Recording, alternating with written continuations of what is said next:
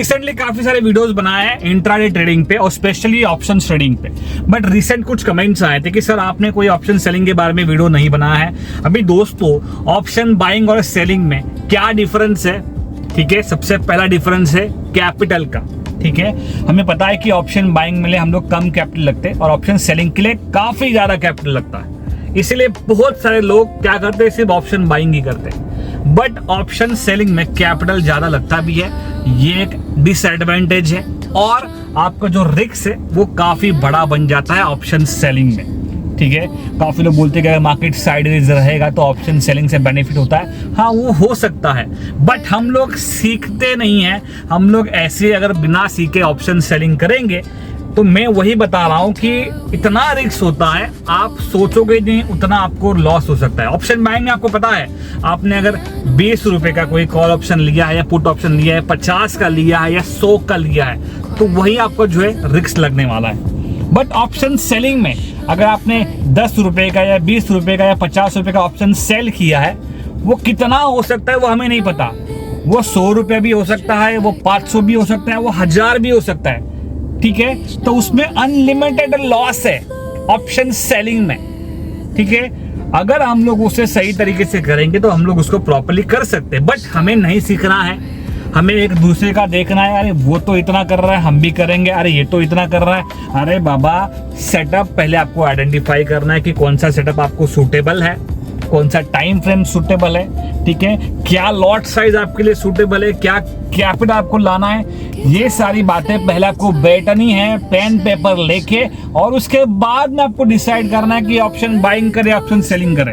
अगर किसी भी चीज अगर हमने बिना सीखे फॉलो की तो लॉसेस तो हर जगह पे है। ये मैं बता रहा हूं। ऑप्शन सेलिंग के बारे में जस्ट 2-3 दिन पहले कमेंट आई थी कि सर आपने ऑप्शन सेलिंग के बारे में बताया नहीं। बताने लायक है क्या? कुछ भी नहीं है। जिसके पास ज्यादा पैसा है वो कैपिटल से ऑप्शन सेलिंग करता है, जिसके पास कैपिटल नहीं है वो ऑप्शन बाइंग करता है। रिस्क दोनों जगह पे है, दोनों जगह भी आप टारगेट ले सकते हो, दोनों जगह भी आप स्टॉप लॉस दे सकते हो। अगर आप प्रॉपर्ली नहीं करोगे तो दोनों जगह पे आपको लॉस हो सकता है। बट इन जनरल अगर आप ऑप्शन बाइंग की बात करोगे तो आपको पता है कि आपने जो ऑप्शन बाई किया है, जो भी रुपीज पे देखता है, XYZ रुपीज, 10 रुपया, 50 रुपया, 100 रुपया, वही आपका रिस्क रहने वाला है। बट ऑप्शन सेलिंग में आपका यहाँ पे अनलिमिटेड लॉस। मैंने बताया ना आपको, 10 रुपए का या 50 रुपए का जो ऑप्शन आपने जो सेल किया है, अगर रिवर्स हो गया मार्केट आपके अगेंस्ट डायरेक्शन में गया तो वही 50 रुपए का जो ऑप्शन है वो 500 रुपया भी हो सकता है या 1000 रुपया भी हो सकता है, ठीक है। ये होता है, ये मैंने देखा है, मैंने नोट किया है।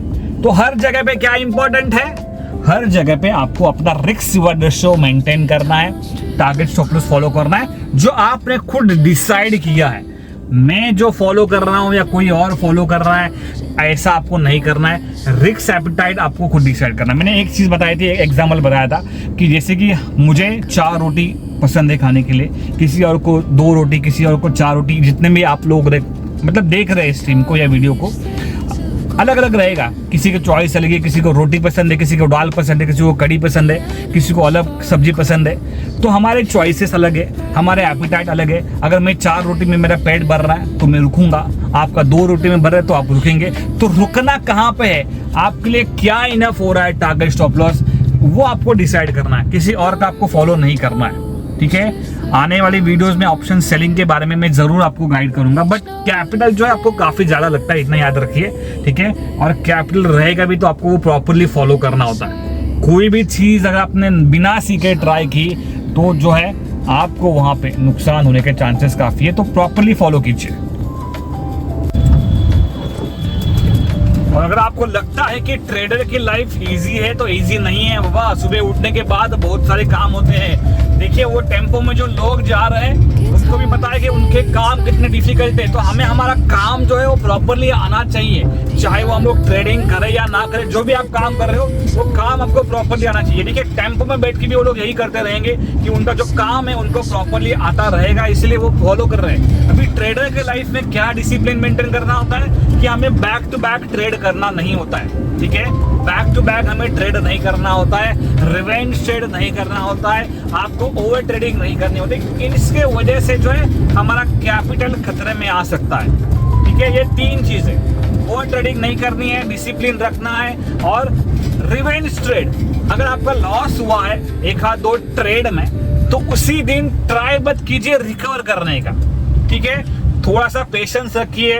आप चाहे जो भी आप टर्मिनल इस्तेमाल करते हो, आप मोबाइल यूज कर रहे हो ट्रेडिंग के लिए, लैपटॉप कर रहे हो, डेस्कटॉप कर रहे हो, आपको लग रहा है कि यार नहीं मेरे से ओवर ट्रेडिंग हो सकती है, एक तो आपके पास वो किल स्विच का ऑप्शन है, वो कर सकते हो, या आप क्या कर सकते हो यहाँ पे यस अपने टर्मिनल को बंद कर सकते हो, ठीक है। इसलिए मैं बता रहा हूँ प्रैक्टिस करनी है आपको, जितना हो सके प्रैक्टिस कीजिए, जितना हो सके आप जो है चार्ट्स को ऑब्जर्व कीजिए और प्रैक्टिस कीजिए, पेपर ट्रेड कीजिए।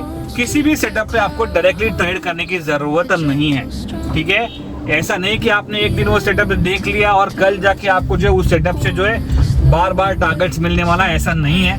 ये मिस्टेक्स हम लोग करते हैं, ठीक है। सेटअप समझ लिया, आपको समझ में आ गया, अच्छा लगा है, तो आपको नेक्स्ट स्टेप क्या करना है, उस सेटअप को आपको प्रॉपर्ली ऑब्जर्व करना है अगले एक हफ्ते तक। ऑब्जर्व किया, ठीक है, ऑब्जर्व के बाद उसको प्रॉपर्ली क्या करना है, पेपर ट्रेड करना है। डायरेक्टली ट्रेड मत कीजिए। ऑब्जर्व किया इसका मतलब आपको समझ में आ रहा है, आपने आइडेंटिफाई कर लिया है, आप वैसे ही जो है उस सेटअप को फॉलो करते रहिए।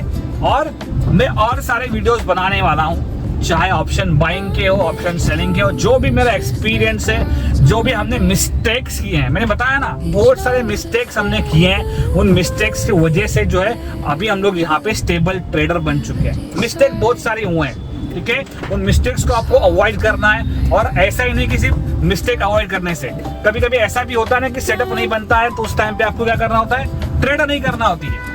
नहीं सेटअप बना तो नहीं करेंगे ट्रेड, छोड़ दीजिए। ऐसा जरूरी नहीं कि हर दिन ट्रेड करना है। इंट्राडे का ये मतलब नहीं है, ये बात समझ लीजिए।